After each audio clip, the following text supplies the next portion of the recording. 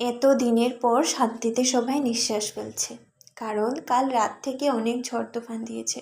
জানি অনেকেরই ক্ষতি হয়েছে, কিন্তু গরমেও তো অনেকেরই ক্ষতি হয়েছিল। যেমন চাষিরা চাষ করতে পারেনি, যারা সবজি বিক্রি করে ওদেরও সবজি নষ্ট হয়ে গেছিল, যারা যারা রাস্তায় কাজ করে দিনমজুরি কাজ করে ওদের তো অনেক প্রবলেম হয়েছিল এই গরমের মধ্যে। অনেক মানুষ তো অসুস্থও হয়ে পড়েছিল। আজকের বৃষ্টিতে হয়তো সবাই একটু শান্তি পাবে। এই যে আমি সকাল সকাল স্নান টান করে ঠাকুরের পুজো দিয়ে এসে পনির রান্না করে নিচ্ছি, কারণ আজকে সোমবার। তাই এই যে সুন্দর করে পনিরটা রান্না করে নিয়ে দাদুকে খাওয়ান দিয়ে দিয়েছি। আজকে আমার মাইগ্রেনের ব্যথাটা অনেক কম আছে, তাই তাড়াতাড়ি রান্না করে নিয়েছি।